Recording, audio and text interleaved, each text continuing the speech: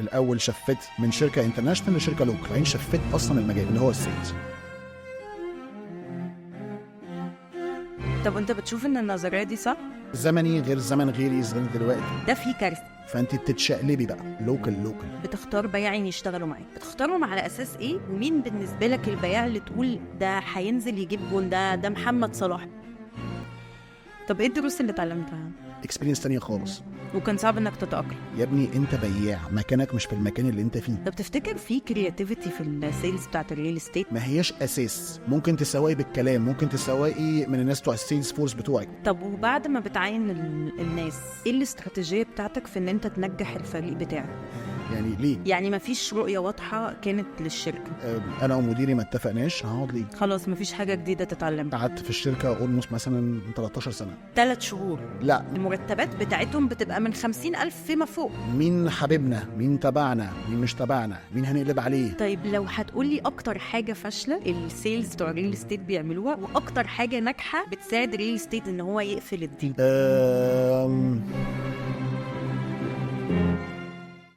حازم ازاي؟ الحمد لله اخبارك كويس الحمد لله. عايزه اشكرك جدا ان انت جيت النهارده، وان انت سي. معانا دلوقتي في Not from the couch. شرف ليا. وعايزه اعرف تحب تعرفنا على نفسك ازاي؟ بني ادم طبيعي جدا، خرجت من الجامعه، اشتغلت،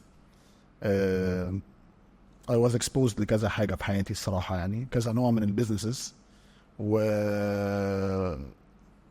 يعني تعلمت تعليم كويس الحمد لله. يعني بعد ما اتخرجت من الجامعه يعني كنت ميجر ماركتنج في الجامعه، فخدت الطريق بتاع الماركتنج اول ذا واي بقى من الاول للاخر. بدات بشركه من الشركات المعروفه في سلاسل المطاعم معروفه، يعني امريكانا جروب. قعدت في الشركه اولموست مثلا 13 سنه. كل التاريخ بتاعي كان كله ماركتنج لحد ما، يعني لحد 13 سنه تقريبا، يعني في نفس الشركه. كنا لسه ساعتها الزمن اللي انا فيه كان اللي هو بقى لويالتي وستابيليتي، كان الزمن ده بتاع اللي هو اقعد في شركه كبيره اقعد فيها شويه حلوين ما امشيش، كان هو ده الموضه ساعتها يعني الى حد ما. طب انت بتشوف ان النظريه دي صح؟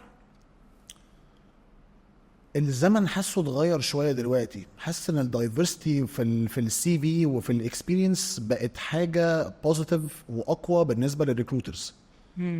فعشان كده بقول لك هو زمني غير زمن غيري غير دلوقتي غير، يعني فاهمه اللي هو دلوقتي بقى الافريج مثلا انا ممكن اقعد في الشركه 3-4 سنين. لكن مثلا الناس اللي قدي في سني زمان لما دخلت في امريكانا كان كل واحد فينا مثلا اتوزع على شركات انترناشونال، كل واحد فينا في حته، وكلهم بجد قعدوا 12 سنه 10 سنين 13 سنه. كانت بجد دي الموضه اللي هو تبقى ستيبل، تبقى لويل للشركه. وكنت بتشتغل هناك ايه؟ انا كنت ساعتها بدات من ماركتنج كوردينيتور من الاول خالص، اول سلم ماركتنج يعني من تحت خالص، وصلت لغايه مثلا ريجنال ماركتنج مانجر لبراندز معينه يعني في الشركه، عشان حصل ريستراكشر في النص وكده، حد من الامارات جه خد الشركه، اكوارد الشركه وغير السيستم غير الستراكشر، ف يعني قعدنا شويه يعني لحد ما الدنيا بقت اتعدلت واتغيرت كده في الشركه. فكان حسيت خلاص الليرنينج كيرف كان وقف، يعني it was about time ان انا اعمل الموف. خلاص مفيش حاجه جديده تتعلم. لا كان لازم خلاص اتحرك. وفي النص طبعا رحت مكمل تاني، كان عندي باشن مرعب للماركتنج. فيعني بقول لك حتى الجامعه دراستي ماركتنج وانا في شغلي ماركتنج، ورحت رايح اعمل MBA ماركتنج برضه في النص، اللي هو مش هسيب الماركتنج وعندي باشن مرعب للموضوع ومتمسك بيه، اللي هو انا مش شايف اي حاجه معايا غير ان انا ماركتنج. وال13 سنه كلهم كانوا F&B كمان، يعني ما رحتش مثلا wasn't exposed لاندستريز ثانيه، انا كنت مركز في الFNB بس. التشالنجز اللي انا بتكلم فيها في حياتي او الترانزيشنز اللي انا جرأت فيها هو ان انا بعد 13 سنه اللي هو كومفورت زون بقى، خلاص الشركه كومفورت زون، خدت الستيب ان انا اقلب اروح لشركه تانية بره لوكال، برضو F&B برضو سلسله مطاعم، بس كانت لوكال بقى كلتشر.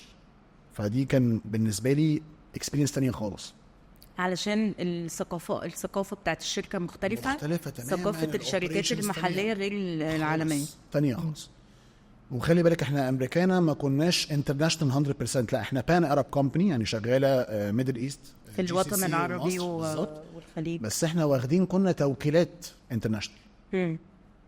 فالمره دي بقى انا ما سبت امريكانا، لا انا رحت بقى الشركه لوكال كلها. اوكي.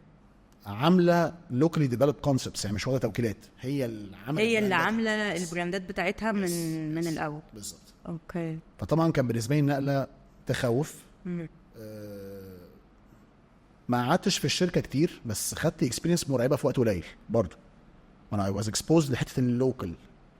طب ممكن اسالك انت ليه ما قعدتش في الشركه دي كتير؟ يعني ليه حسيت ان انت يعني انت الفرق بين 13 سنه والتانية دي سنتين ولا سنه؟ لا انا ما قعدتش في الشركه اصلا اكتر من 3 شهور. 3 شهور؟ طب 3 شهور ليه؟ لعده اسباب. السيستم بتاع الشركه مختلف قوي، وانا جاي من باك جراوند معين، جاي من باك جراوند بتاع سيستم قوي وبروتوكولز وبروسيسز فهم عشان لوكال، فالموضوع ما كانش منظم زي شركه كبيره. انا جاي برضو من حجم شركه مرعب شغال في بلاد كتيره. ونزلت الشركه فرعها الاساسي مصر بس، فبرضو حجم الاوبريشنز بيختلف. البارتنرز طبعا كانوا جمال جدا ولذاذ وكل حاجه، بس كان تحس ان كل واحد عنده وجهه نظر مختلفه. يعني هما البارتنرز هم المانجنج دايركتورز بتوع الشركه، يعني ما فيش رؤيه واضحه كانت للشركه. بتحس ان كل شخص ليه رؤيه مختلفه، عندهم رؤيه وعايزين يمبلمنتوا الرؤيه وعايزين يكبروا. ما عنديش مشكله في الكلام ده، بس حسيت ان الدنيا جايز مش منظمه النظام اللي انا جاي منه. عارفه لما تحس انت جايه متعوده على حاجه معينه، فرحت الحته تانية لقيت ان هي مش هي. وكان صعب انك تتاقلم؟ لا ما كانش صعب، كان محتاج وقت اكبر. بس التحديات جوه الشركه كانت كبيره شويه. مش عايز اخش انتو ديتيلز قوي لان هم الاونرز حبايبي لغايه النهارده الصراحه. بس اللي انا عندي فضول ان انا اعرفه دلوقتي ان حد عنده ثقافه انك تقعد 13 سنه في شركه، فمعنى ان انت تروح شركه تانية تقعد 3 شهور ده فيه كارثه. السؤال ده انا بساله ليه؟ لان التجربه دي هتعلم الناس اللي بتتفرج، وانا واحده من الناس برضو اللي هتتعلم منها. لان انا اكيد هخاف ان انا اروح مكان وامشي بعد 3 شهور حتى لو انا مش مرتاحه. هخاف، هقول طب ما بعد ما انا عندي الخبره دي كلها هقعد 3 شهور وامشي، اسمي في السوق برضو هفكر كده. فايه الحاجه حتى عشان الناس تعرف، سواء مديرين او سواء صحاب شركات او كده، اللي تخلي حد زيك شاطر متعلم تعليم كويس جدا عنده خبرة كبيرة جدا يمشي في 3 شهور؟ ايه الكارثة؟ اولهم ممكن تكون انت مش متفقة خالص مع مديرك. دي بوينت مهمة قوي جدا. عشان كده بقولك انا مش عايز اخش انتو ديتيلز لان هم كلهم حبايبي. يعني لحد النهارده كل الفاوندرز. بس احنا بنتكلم عن تجربة، احنا بنتكلم عن اشخاص او بنتكلم عن شركة، احنا بنتكلم عن تجربة. يعني زي ما قلت لك اولهم موضوع مديرك مهم جدا، تشتغلي مع مين، تعلمي من مين، بيضيف لك ولا لا. وفي بارت تاني مهم قوي غير المدير، انت بتضيفي للشركه ولا لا. لو انا هتعين في شركه والشركه مش هتاد فاليو ليا وانا مش هاد فاليو ليها، انا هقعد ليه؟ فاهم قصدي؟ فاهم قصدك، منطقي. ده اللي كان ساعتها حسيته يعني. اوكي. الاكتر كان ان انا هما الاثنين اكشلي يعني 50-50 يعني. انا ومديري ما اتفقناش، بقينا اصحاب طبعا بعدها جدا طبعا عادي، بس في الشغل ما اتفقناش. ايوه في ناس ما بتتفقش في الشغل وبيبقوا اصحاب بعد كده. لا كلنا عندنا التجارب عادي قوي. عادي قوي انك انت تتفقيش مع مديرك في الشغل، بس تبقى بره الشغل حبايب. صح. ابعد عني عن البيزنس. بس احنا في البيزنس مش اصحاب. صح جدا. اصحاب بره عادي مش حاجه. فدي كانت اكسبيرينس برضو، ولو انها مده قصيره بس اتعلمت فيها بجد. كل يوم اتعلمت درس. كل يوم اتعلمت درس. يعني بقول لك 3 اشهر بس كل يوم كان في درس مستفاد. اوكي. وضغط عصبي مرعب. طب ايه الدروس اللي اتعلمتها؟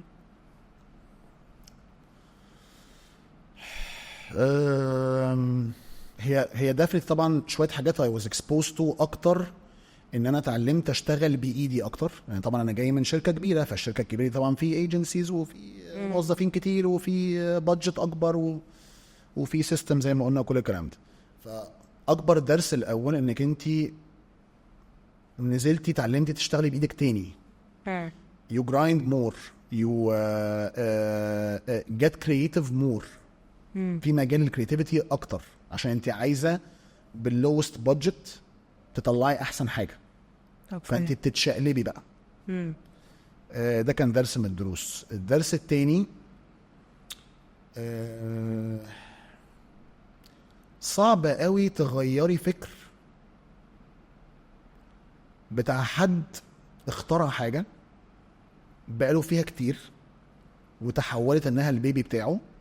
صعب قوي تيجي انت من بره بعد ما هو مثلا عمل الكونسيبت ده بقاله 10 12 سنه تيجي تعدلي دماغه. انا بستغرب جدا من النقطه دي في حاجه، مش لان دي بتبقى موجوده ساعات كمان عند مديرين في شركات كبيره، مش بس الناس اللي هي عندها بيزنس بتاعها. ساعات بيبقى في رؤساء اقسام او مديرين بيروحوا يقلبوا الدنيا علشان يجيبوا اكسبرت، يجيبوا واحد ناجح تعليم كويس جدا عنده خبرة 10 سنين فيما فوق، اشتغل في شركات عالمية كبيرة او عنده CV يسد عين الشمس، ويعمل كل حاجة عشان خاطر يجيب الكاليبر ده او يجيب الشخص ده يشغله ويعرض عليه فلوس كويسة وكل حاجة. وبعدين بعد ما يجيبه ما يسمحلوش ان هو يغير اي حاجة، ما يسمعوش. يبقى انت جايبه ليه؟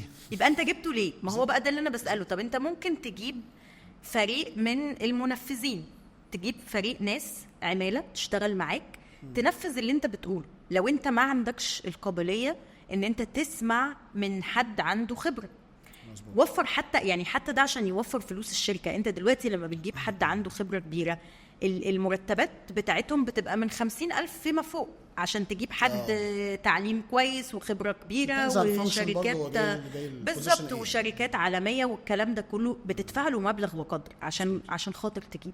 فلو انت مش عايز تسمعه ومش عايزه ان هو يقول رأيه بتعينه ليه؟ انا السؤال ده دايما بقى بيحيرني. انا قعدت اسال ناس السؤال في الشركه ايه صراحه، عينتوا ليه؟ يعني ليه؟ بس فاعتقد دي المشكله في شركات كتير يعني. ده حقيقي، بس صدقني دي مش في بس سواء لوكال او فاميلي بيزنس، لا هي موجوده برضو في شركات كبيره، لان هي عقليه بتاعت ناس معينه هي عندها العقليه دي. ما هو بقى الدرس الثالث اللي عايز اقوله لك بقى موضوع البوليتكس. the more the politics في الكومباني the more the company is at risk في حاجات كتير. ممكن توضح لي اكتر؟ البوليتكس دي اصلها ليها كذا شق. ليها شق بتاع مين اللي ماسك الشركه، بنعين ازاي، بنعين الحبايب ولا اهل الثقه ولا اهل الخبره. فاهمه طبعا انا بتكلم فيه. فاهمه جدا. ايوه. مين حبيبنا، مين تبعنا، مين مش تبعنا، مين هنقلب عليه. عارفه الاحزاب اللي تبقى جوه الشركه. أيوة. دي كلها بوليتكس. كل ما البوليتكس كترت جوه الشركه كل ما الشركه بتقع. مش قصه بتقع برضه، مش عايزه اكزاجريت قوي يعني، مش اللي هو بتقع بس يعني مش احلى حاجه. لو الشركه ستيبل، لو الشركه عندها كلير فيجن، لو الشركه عندها اوبجكتيفز وكل الفانكشنز بيقادوا لبعض بيكملوا بعض وعارفين الفيجن دي اتس فيري كلير، الشركه تبقى سكسسفل. صح. جرو. انا اتجه لحته الجروث. لكن طول ما انا عندي شويه لخبطه جوه، ده برايي وده برايي وده حبيبي وده عدوي وده اصلا مش هنرقيه وده مش هنكبره وده هنجيب ده عشان نركبه على ده، اللي هي الخطط قوي دي، فاهمه؟ ما بحسهاش احسن حاجه في الشغل. مش هيلثي. كان في مش هيلثي الانفايرمنت قصدي يعني. كان في كتاب مره قريته كان بيتكلم عن الفرق بين الشركات اللي بتحقق نجاحات كبيره قوي والشركات اللي ممكن تبقى عاديه او نجاحها عادي او نسبه تطورها بسيطه جدا من سنه لسنه، والشركات اللي بتعمل نسب نجاح او نسب مثلا ارباح عاليه جدا.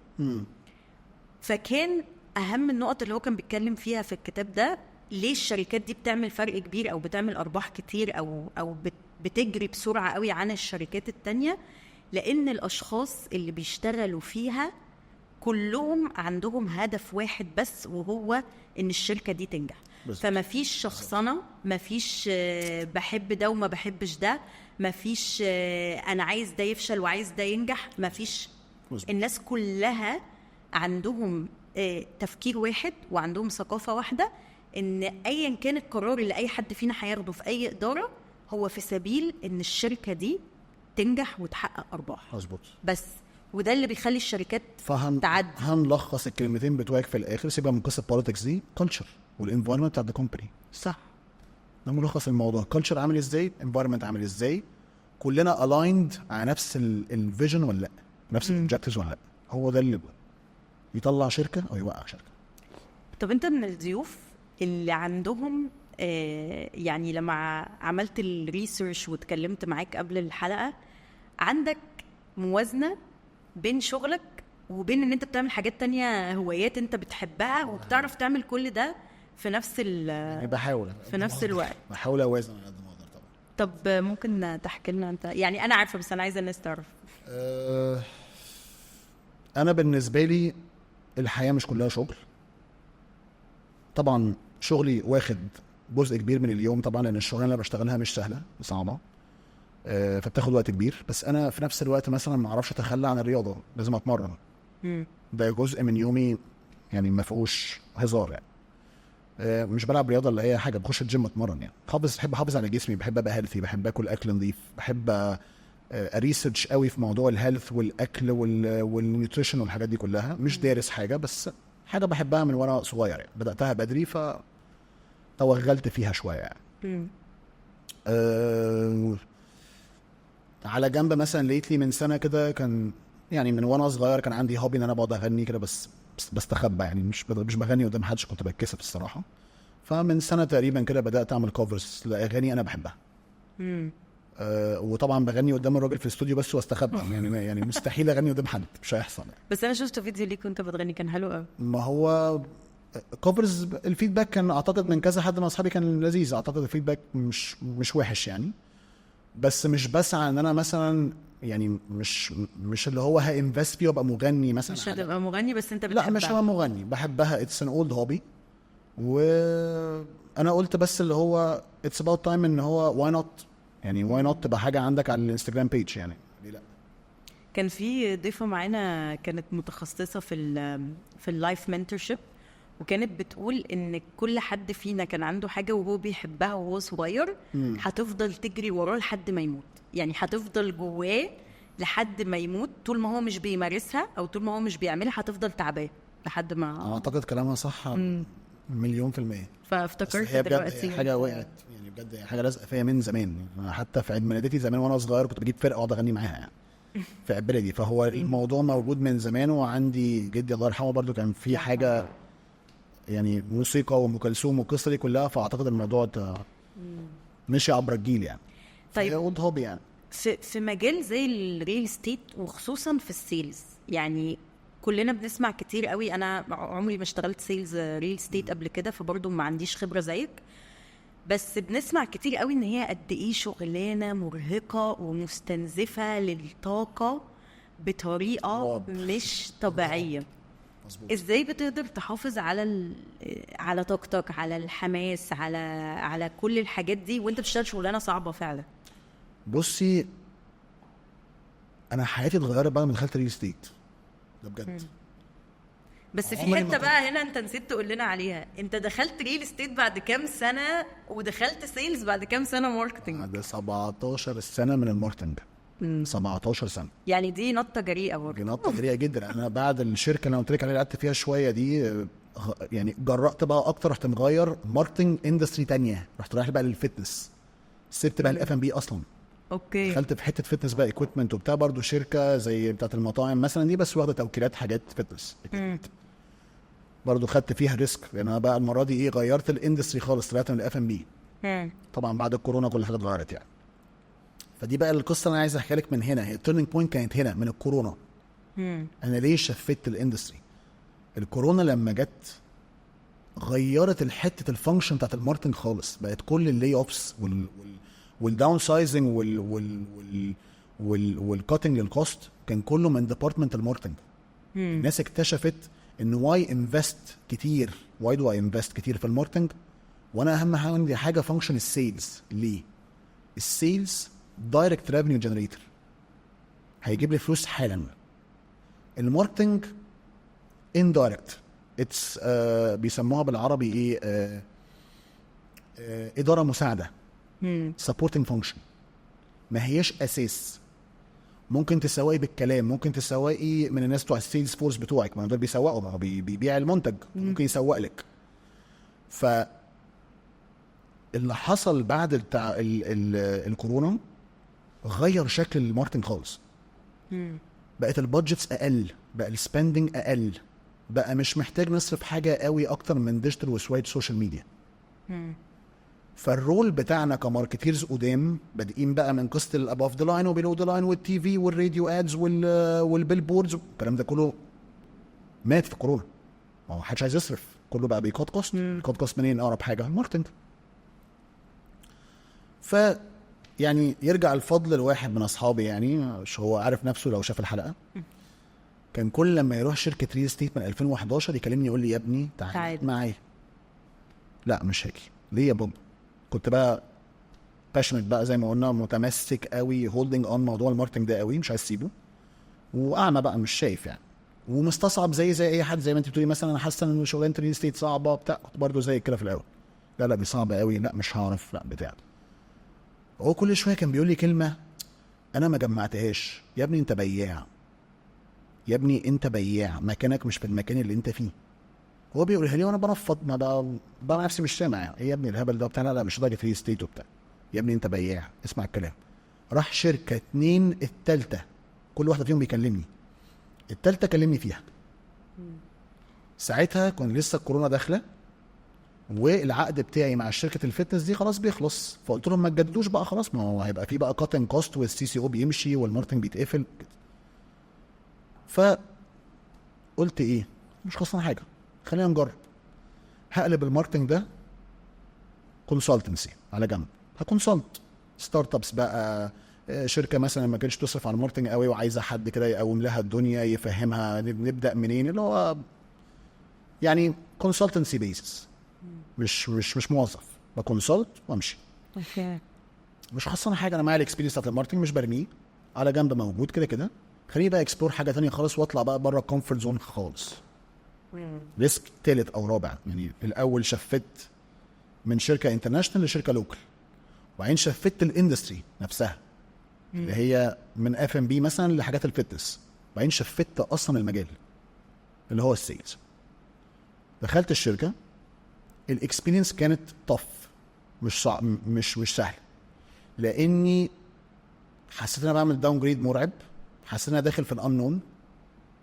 ايه ده، انت بعد السن ده، بعد السنين دي كلها بتشتغل شغلانه جديده، الشغلانه الجديده دي فيها تشالنجز بنت لذينه، في ناس حواليك اصغر منك سابقينك بكتير وانت كبير في السن على الشغلانه، طب ما الصغيرين دول خلاص اترقوا بقوا مانجرز. عشت قصه بقى في ستراجل سايكولوجي مرعب، سايكولوجيكال مرعب، مش سهل خالص، صعب. لا هو تحدي مش عادي، صعب، تمام، وهو التحدي اكتر سايكولوجي. دخلت معاه، جربت، هو اترقى، كان ساعتها يعني جاله ترقيه بقى دايركتور وكده، فجالي حد تاني بقى فوقيه مانجر. هو وكم شخص بعينهم في الشركه هم اللي علموني الشغلانه. فالاكسبيرينس الاولانيه في الشركه الاولانيه بتاعت الريل استيت اللي رحتها دي كانت بمثابه تعليم يعني ايه سيلز ريل استيت، ايه اهميه الفانكشن، طريقه الاقناع، طريقه الكوميونيكيشن، النيجوشيشن مختلفه خالص في الريل استيت، مختلفه شويتين يعني عن العادي. وبعدين ابتديت انا بيني وبين نفسي اكتشف ان انا فعلا، طب انا طول عمري كنت بياع من وانا صغير، لبس، اكل. ما هو اصلا عربيات. الماركتنج قايم على فكره البيع، انت بتبيع فكره، انت بتبيع فكره، بالظبط، وبتبيع حتى وانا ماركتير، بتبيع احساس، بالظبط حتى وانا ماركتير ما انا ببيع فكره، بالظبط، حتى وانا في الماركتنج ببيع فكره. فهي الاندستري مختلفه، بس الماركتنج والسيلز من بعض مش بعاد قوي البعد الناس فاهماه، يعني الى حد ما برضو بيكملوا بعض، مش بعاد قوي، صح. فدي كانت التيرنينج بوينت. دخلت الشركه، اتعلمت، خدت اكسبيرينس، وسبت الماركتنج على جنب، كونسلتنسي، ابتديت اخد اكونتس كده صغيره، حاجات اف ام بي، حاجات مش عارف، حاجه كيترينج، حاجه اوت دور فرنتشر، حاجه كونسيومر فاينانس، شويه اكونتس كده صغيره مش حاجات معروفه قوي، بس حاجات على جنب. وخليت الريل استيت ده الاساس بتاعي. بعد لما اتعلمت في الشركه دي وجه الوقت ان انا اميك اموف في حته تانية وكل الكلام ده، كان في فتره جاب في النص كملت فيها الكونسلتنسي وفضلت اشتغل ريل استيت لوحدي بالبيت. هي الشغلانه تنفع من البيت على فكره عادي خالص، مش محتاجه تبقي جوه شركه. ليه بقى؟ لانك ممكن تمضي مع كذا شركه او تشتغلي على كذا شركه وكذا برودكت، فيبقى عندك كله معاكي، مش مركزه في حاجه واحده، مش مركزه مع شركه واحده. فلقيت نفسي اوتوماتيكلي بعد ما مشيت من الشركه الاولانيه دي وكانت الاكسبيرينس زي ما قلت لك كانت جامده، لقيت نفسي برجع تاني للريل ستيت، مش رايح ناحيه الماركتنج قوي. اوكي. يعني لقيت بقى ايه، مكالمات ناس بتسالني على بيوت، بتسالني على اسعار، ما تدور لي، ما تجيب لي. فلقيت الريل ستيت بعد ما طلعت من اول شركه وابتديت ابعد سنه او اشتغل لوحدي، لقيت الناس بتجرني تاني. وانت حبيتها؟ الشغلانه حلوه طبعا، ما اقدرش انكر ابدا ان شغلانه الريل ستيت وحشه. شغلانه طف فيها تشالنجز كتيره، بس ما اقدرش انكر انها شغلانه حلوه. شغلانه حلوه، واكتر شغلانه واكتر اندستري بجد. the more you grind the more you get instant. يعني مثلا الماركتنج والحاجات الشغلانات التانية كلها انت في اخر الشهر تاخدي مرتب اللي هو البيزك سالري بتاعك، مفيش حاجه متغيره يعني. الريل استيت مش كده خالص، كل ما هتفرقي اكتر كل ما هتعملي فلوس اكتر. بس مش شايف ان ده بقى شويه صعب قوي دلوقتي؟ لان دلوقتي بقى في كم شركات ريل استيت وكم طبعاً. مشاريع وكم بروكرز وكم سيلز، مش طبيعي. المنافسه مزبوط. عنيفه، المنافسه شرسه جدا، شركات الريل استيت بتكتر كل شهر جدا. الموضوع مرعب. بس في الاخر انت عندك شركه قويه عندها بروفايل قوي، بني نفسها من زمان، عنده اكسبيرينس مرعبه في السوق، عنده برودكت مميز هيبيع. وفي الاخر كل حاجه ليها الزبون بتاعها، كل شركه من دول ليها زبونها، ليها بروفايل بتاعها. يعني عايز اقول ايه، ده اللي انا اتعلمته برضه، مفيش حاجه بتتباعش، كل حاجه ليها زبونها. بس امتى، لمين، ازاي اوصله المعلومه، امتى، مين الشخص، السعر عامل ازاي، اوصل له امتى. طيب لو هتقولي اكتر حاجه فاشله السيلز بتوع الريل استيت بيعملوها، واكتر حاجه ناجحه بتساعد الريل استيت سيلز ان هو يقفل الديل، هتبقى ايه اكتر حاجه فاشله مثلا بتتعمل؟ اكتر حاجه فاشله انك انت اكتر طريقه يعني. بصي الريل استيت في كذا مدرسه،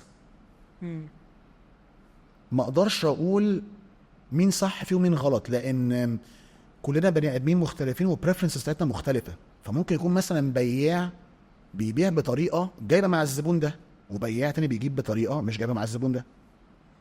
فاحنا عمرنا ما بنعلم الناس، ما بنيجي نهاير ما بنعلمش الناس ان هو ده الصح، بس لا، انت بتديله برودكت نوليدج، وبتديله ماركت نوليدج، وبتديله شويه سيلز تاكتكس، بس في الاخر وتعلميه طبعا البرزنتيشن والاورينتيشن والكلام ده كله، طريقه الالقاء وتعمل ايه وتتكلم ازاي وتمانوفر ازاي وتنيجوشيت ازاي والكوميونيكيشن وكل الكلام ده.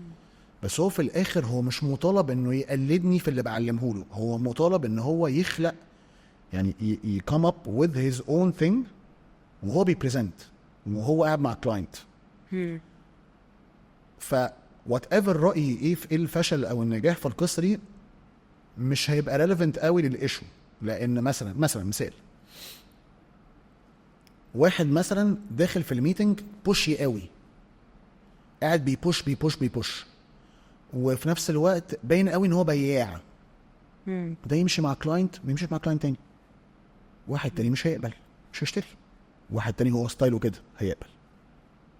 فهي في الاخر انت بتقري الكلاينت، لازم تبقي قاريه اول ما الراجل او الست اللي يقعدوا معاكي في الميتنج، لازم تبقي قاريه كلاينت حلو، لازم يبقى عندك قدر كبير من الخبره انك تقري البني ادم سايكولوجي. في لعبه سايكولوجي برضه، خلي بالك، هي مش بس بيع، لازم اقرا اوكي هيشتري ولا لا، جد ولا لا، جاي يسمع اسعار وجاي يتمن بيته اللي اشتراه ولا جاي يشتري تاني، مبسوط بالبروجكت ومقتنع بيه ولا هيطلع من عندي يروح لبروجكت تاني يسمعه برضه. في قرايه للشخص عشان اعرف اقنعه بالبرودكت بتاعي. فانا بالنسبه لي خلاصه الريل استيت في الميتنجز اللي بتحصل وكل الكلام ده، الشغل احنا بنشتغله، انا بالنسبه لي الموضوع عباره عن الكلاينت جاي لي بمشكله وانا عندي الحل، فانا بروبلم سولفر، I have the solution. ترجمتها ايه؟ انا جاي عايز بيت سكند جوه البحر، انا عندي فاميلي كبيره فمحتاج 3 اوض نوم، انا مش متجوز فمش محتاج اكتر من اوضتين، اوضه ليا واوضه مثلا مش عارف لدولابي. فاهم قصدي؟ هو ماشي، بس انت لو عندك كذا حد بيقدم نفس الحل، لان كل المشاريع فيها جزء سكن جوه على البحر طبعًا. وفيها 3 غرف وفيها كل الكلام ده مظبوط. فالفكره بقى ان انت تعرف تعمل لنفسك كإنسان، مش للشركه بتاعتك، لان كل المشاريع ليها منافسين، في المنافس الاحسن، في المنافس الاقل، وطبعا كل شخص او كل مشتري بيختار حسب ثقافته، حسب الفلوس اللي معاه وكل الكلام ده. انا بقى كإنسان كبياع ازاي اقدر اخلق لنفسي competitive edge، ميزه تنافسيه؟ الكومبتيتيف ايدج هيتخلق بطريقه الاقناع. بتقنعي الكلاينت وبتبيعي له قوي بجد، ولا انتي بتنصحيه نصيحه تكسبه قدام؟ ما هو خلي بالك اصل مش كل الكلاينتس جايين عايزين يبقوا اند يوزرز، يعني هو مش جاي لازم يستخدم البيت ويعيش فيه. في بيشتروا استثمار، في انفستمنتس، في واحد جاي عايز يعمل انفستمنت بس، وفي واحد جاي عايز الحاجتين، اللي هو لو قعدت في البيت انا مبسوط، ولو اي انفستد انا مبسوط. احنا دايما بنأسوم انك انت ديفنتلي ما دام جاي تحط فلوس في ريل استيت اكيد انت عايزه انفستمنت نمبر 1. يعني نمبر 1 عايز تطمن اتليست ان الحاجه اللي انت حطيت فيها فلوس بتزيد وبتكسبك فلوس. عايز تقعد فيها اقعد فيها براحتك طبعا، انت حر، بس في الاخر انا بضمن لك ان بيتك ده سعره بيزيد. فالكومبتيتيف ايدج مش بس في البياع وطريقه بيعه وطريقه اقناعه للكلاينت، كومبتيتيف ايدج جايه من البرودكت اللي معايا عامل ازاي. ده كومبتيتيف ايدج. كومبتيتيف ايدج التاني بنلعب على حته الكوميونتي، بس ده competitive edge للشركه مش للبياع. competitive edge الشركه طبعا، بس ما هو انا بترجمه للكلاينت، ما انا هو ده اللي بلعب عليه في الميتنج. ليه البياع الموظف؟ يعني انت مثلا دلوقتي لما بتيجي تختار واحد يشتغل في الفريق بتاعك، انت بتختار بياعين، انت مدير مبيعات، بتختار بياعين يشتغلوا معاك. بتختارهم على اساس ايه؟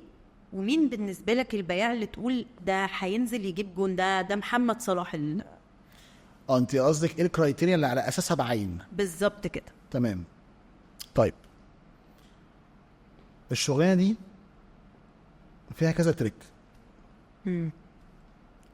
في بياع شاطر بس مش ملتزم.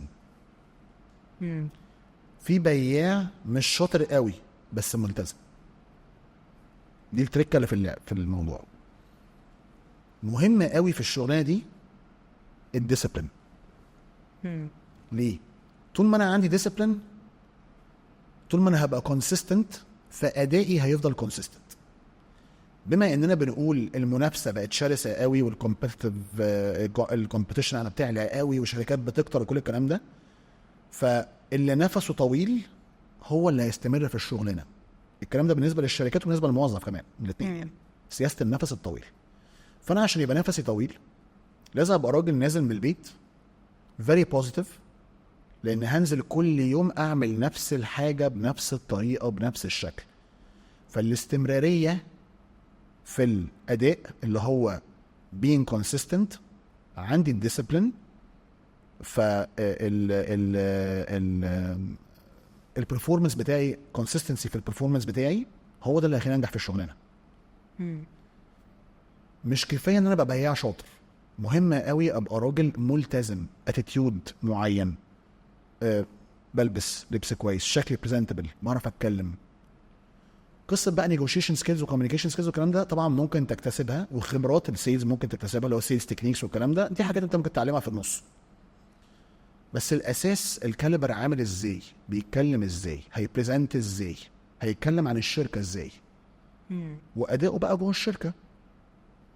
فانا بالنسبه لي زي ما قلت لك الحاجات اللي بختار عليها لو انا بهاير يعني، او انا بهاير،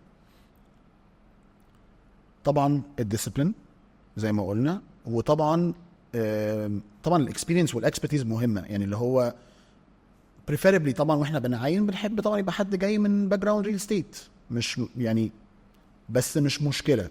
ليتلي لاحظت ان في كذا حد عمل زي ما انا عملت، مهندس قلب ريل استيت، دكاتره قلب ريل استيت، ماركتيرز قلبوا ريل استيت، دكتور سنان قلب ريل استيت، اعرف ظباط قلبوا ريل استيت واشتغلت معاهم. مش بقول لك قصص كده اللي هو لا، ده ناس اصحابي يعني. اوكي. فهو مجال من المجالات اللي ينفع at any given time او at any point in time يعني اعرف اروح له اشفت. ملهاش ايج معين، ملهاش وقت معين. اوكي. you can shift. ف طبعا 3/4 شركات الريل استيت بتبقى اكتر عايزه حد عنده باك جراوند ريل استيت، بيبقى المفضل. انا بالنسبه لي اتس بلس طبعا، ما اقدرش انكر، حاجه اريح لي حتى في الشغل ان هو الراجل مش جاي هبتدي معاه فروم سكراتش. ولكن ما دام هو he has what it takes وعنده الباشن وعنده حته انا جاي اعمل حاجه لنفسي، جاي ابقى financially independent، عايز اعمل فلوس، عايز شفت كارير فجاي بقى سخنان وعايز يعمل فلوس ويعوض الكارير اللي ضيع فيه وقت او وات ايفر، او حاسس ان هو عمل الشيفت فخايف، فبيعوض الخوف بتاعه ده في اني هشتغل بقى جامد وهفرق وهعمل وبتاع. تمام. الحاجه التانية المهمه في الكاليبر ان يبقى عنده نتوركس. احنا شغلانتنا based on networks. يبقى عنده علاقات. لازم يبقى بينتورك، يعني عنده علاقات، يعني عنده قابليه انه يبني علاقات. الاثنين مهمين. النتوركس هيقعد يكسباند في النتوركس، بيبيع لكلاينتس، بيطلع منهم ريفيرنس، بيبيع لقرايب الكلاينتس واصحاب الكلاينتس، سؤال هي نتوركينج في الاخر. فتاني باكد برضه على نفس الكلمه، مهمه قوي حوار الديسيبلين ده، تبقى راجل عارف انت نازل تعمل ايه وتبقى كونسيستنت في البرفورمانس بتاعك. لان هي شغلانه النفس الطويل، محتاجه واحد عنده صبر، محتاجه واحد عنده حته انا سخنان هفضل سخنان اسلم نفسي. وموضوع البوزيتيفيتي ده مهم قوي، مهم قوي يبقى شخص بوزيتيف. طب وبعد ما بتعين الناس، ايه الاستراتيجيه بتاعتك في ان انت تنجح الفريق بتاعك؟ يعني انت بتدير الناس ازاي وايه استراتيجيتك في ان انت تطلع فريق ناجح؟ انا ببني personal relationships مع التيم. مهم قوي نحس ان احنا فاميلي، ايد واحده، ما حدش بيكمبيت مع حد، احنا بنكمل بعض. دي اتعلمتها برضو في الريل استيت. طبعا كنت كده اوريدي في الماركتنج طبعا من الاول، ما بحبش بقى العداءات والخناقات والحاجات دي كلها، بحب دايما نبقى ايد واحده بنساعد بعض. اعتقد دي فاكتور مهم قوي، مهم قوي موضوع احنا كلنا بنساعد بعض، بنكمل بعض، مش بنكمبيت مع بعض. لو دي اتبنت في التيم وبقى في روح اللي هي احنا لزاز، احنا كلنا هدفنا واحد، هنفرح لبعض، هنتبسط لبعض، هنحب الخير لبعض في الشغل، قصدي مش بكلم ان جنرال، بكلم في الشغل وحتى في العادي. وفي العادي طبعا، لان هي دي بتبقى عقليه. يعني انا جاي من الباك جراوند ده، انا جاي من الباك جراوند اللي هو الحياه حلوه، مش لازم قفش، مش لازم خناقات، مش لازم عداءات، مش لازم نعلي على بعض، عارفه اللي هو حبوا بعض يا جماعه، مفيش حاجه. ف انا بالنسبه لي طول ما في بوند بين التيم on a personal level وفي الورك بليس برضو، بنعلم بعض، بنستفيد من بعض، بنشير اكسبيرينسز، بنشير سكسس ستوريز مع بعض. كل واحد جاي من باك جراوند معين فعنده خبره معينه. طول ما احنا بنوبن اب لبعض، بنخرج بره، بنعمل مثلا تيم بيلدينج من بره، عارفين بيوت بعض، عارفين اهالي بعض، عارفين بعض بره الشغل، مش بس كل حاجه شغل برضه. طول ما انت بانيه البوند ده بيبقى انبريكبل. ده بالنسبه لي في مدرستي انا، معرفش طبعا راي الناس ايه تاني في الحياه. يعني لو هنقول ان انت مدرستك في الاداره بتقوم على الترابط، ان التيم يبقى مترابط ويبقوا بيحبوا بعض، هو ده اللي بينجح. بنسبه كبيره. طب تفتكر في كرياتيفيتي في السيلز بتاعت الريل استيت؟ يعني هل في مثلا ابداع في الشغلانه دي؟ مش زي الماركتنج طبعا، الماركتنج انت عارفه فيها ديزاينز وارت ورك وتصوير وحركات وبتاع وكل الكلام ده، بس ديفنتلي في مجال الكرياتيفيتي طبعا.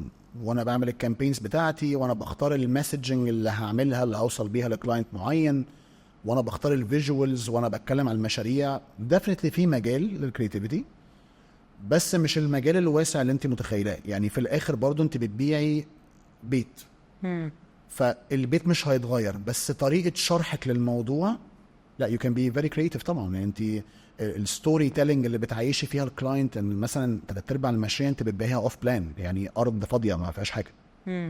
فانت عشان تبقي لازم اوصل له الاحساس. طبعا لازم ابقى فيري كرييتيف في الستوري تيلينج بتاعتي.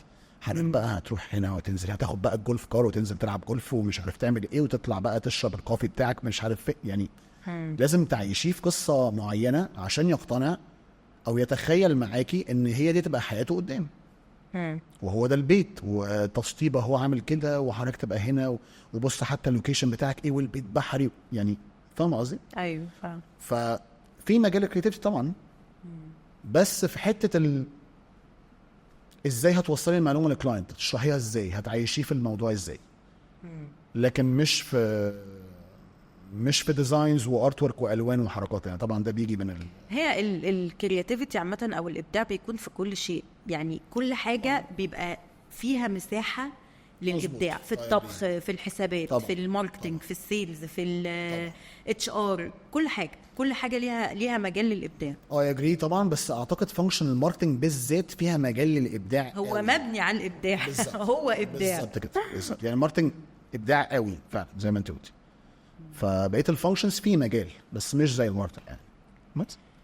طيب لو هتقول لنا ايه اكتر مخاطره، غير طبعا ان انت بعد 17 سنه قررت تروح تشتغل سيلز وتسيب الماركتنج، مخاطره عامه خدتها في حياتك بس ما ندمتش عليها؟ حاجه بره البيزنس يعني ولا في البيزنس؟ بيزنس، بره البيزنس، زي ما تحب، بس كانت مخاطره كبيره. اعتقد اكبر مخاطره خدتها هي موضوع الشيفت اللي انا عملته. لا ما اظنش يعني مش فاكر حاجه حاليا عملتها يعني كارثيه. يعني اعتقد هو موضوع الشيفت ده هو كان الخوف من الانون، عارفه؟ الريزيستنس للتشينج، stepping out of the comfort zone. عارفه الحاجات دي؟ هي دي مشكله بتواجهنا كلنا علشان احنا عقلنا اتعمل عشان يحمينا، فدايما بيقعد يخوفك من حتة التغيير، حتة ان انت تخاطر بأي حاجة، سواء جسمك، سواء مستقبلك، سواء فلوسك، سواء اي حاجة. دايما بيقعد يديك الافكار اللي تخليك جوه الكومفورت زون علشان هو عايز يحميك. هنا هو مش عايز ان انت تتعرض لاي نوع من انواع الخطر. فالناس لو قدرت تفهم ده وقدرت تعرف ازاي ممكن تتعامل مع عقلها لما يبدأ يديلها الأفكار دي، متهيألي هيسهل الموضوع أكتر. عشان دماغي بتقعد تشتغل بس الوات اف والهاو وليه وازاي ولهوي طب وهتعمل ايه؟ طب وهتحسبها ازاي تحسبها، ولا لا مش دلوقتي. لا يعني المخاطرة مش وحشة قوي كده يا جماعة. يعني فينط على طول. يعني مش تنط على طول طبعا، فكر طبعا وعقلها واستخير وكل الكلام ده، بس يعني it's never too late. ده اللي عايز اقوله. الجملة دي جميلة قوي، بس عشان الناس بتخاف من الانون. في ناس بتقعد يعني تفكر ان هو طب بعد ما عديت 30 او بعد ما عديت 40 او بعد ما عديت 50 لسه هتعلم حاجة جديدة ولسه هروح اجرب حاجة تانية وانا بقول بيبقى الموضوع ده فعلا انا بقول له روح، لا جرب، it's never too late تاني برضه. تشيس الدريمز بتاعتك عادي، شوف الباشن بتاعك رايح فين. طبعا اكيد البني ادم هيدي اكتر في شغلانه لو حاببها وعنده باشن ليها طبعا ديفينتلي يعني. بس ما تخافش من الانون، ما تخافش من الريسك. هتخسر ايه؟ ما انت يو جيند اكسبيرينس في حته معينه ممكن ترجع لها في اي وقت. صح. يعني انك تجرب حاجه وتاخد ستيب باك مش عيب، مفيش مشكله. خاصه ايه؟ وانت خدت الاكسبيرينس في اللي انت فيه بقالك كتير، اللي هو زي مثلا في الكيس بتاعتي انا معايا الماركتنج خلاص، هيروح فين؟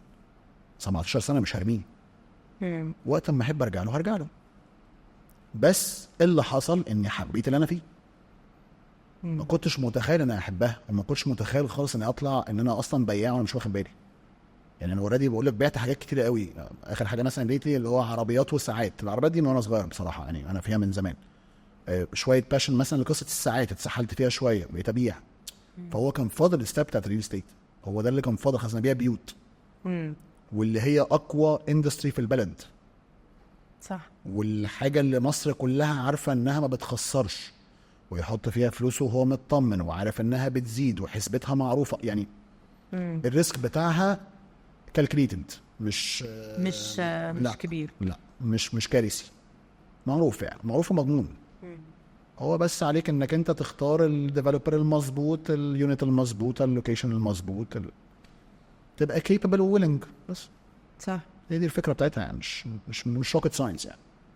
طيب الشعار بتاع البودكاست use your power for a positive change، استخدم قوتك علشان تعمل تغيير ايجابي. ايه الكونتريبيوشن اللي انت حابب تقدمه ل Not From The Couch؟ contribution اقدمه ل Not From The Couch حاجه ليها علاقه بالتعيين مثلا، تعيينات، ولا ليها علاقه مثلا، ولا بالظبط يعني والله لو في كاليبرز عندهم الباشن سموا الحلقه، مقتنعين انهم they have what it takes ان هم يبقوا في real estate industry، سواء كان بيشيفت كارير، سواء كان fresh grad، سواء كان whatever، يعني I'll be more than welcoming him ان هو يجوين الريل استيت اندستري ويقدم ويبعت لنا السي في بتاعه ويجوين ذا تيم يعني. طيب هي الفكره اللي احنا بنتبعها دايما في البرنامج هي ان احنا بنقرب النتوركس للناس. يعني لو مثلا دلوقتي حد عايز يشتغل في الريل استيت او عايز يشتغل في الشركه اللي حازم فيها، وهو ما عندوش العلاقات اللي توصل، يعني هو عنده الباشن وعنده مثلا خبرة او حتى ما عندوش الخبرة بس عنده الشخصية اللي انت اتكلمت عنها، عنده انضباط، عنده استمرارية، عنده حب للشغل ده، بس مش قادر يوصل للعلاقات اللي تساعده ان هو يدخل الشركة دي او يدخل المجال ده. فاللي احنا بنعمله ان احنا بنقرب العلاقات دي بالظبط بالناس. بيكون في عندنا زي ما حكيت لك الويب سايت، بيدخلوا يجاوبوا على الأسئلة كلها. الأسئلة دي متقسمة ل4 أجزاء، كل جزء فيهم هم ما لهمش أي علاقة بالشغل. يعني جزء بيتكلم عن السعادة، جزء عن الشغف، جزء عن الكارير لو انت ما عندكش أي حدود تختار ان انت تشتغل ايه، وجزء تاني بيتكلم عن السيلف ديسكوفري أو اكتشاف الذات، تكتشف نفسك. والاجابات دي بتتحط مع السي في واحنا بنوصلها لك، لكن مش هم اللي بيقدموا في الشركه. فكده لو انت او انتي حابين ان انتوا تشتغلوا في الفريق بتاع حازم، تقدروا بعد ما تدخلوا على الموقع بتاعنا تجاوبوا كل الاسئله وتضيفوا السي في بتاعكم واحنا هنوصله لحازم. نورونا. حازم انا بشكرك جدا، ميرسي قوي قوي قوي قوي على كل المعلومات اللي انت اديتها لنا النهارده. انا شخصيا اتبسطت قوي ان انا قابلتك وتعرفت عليك، وحقيقي نورتنا. ربنا يخليكي. سي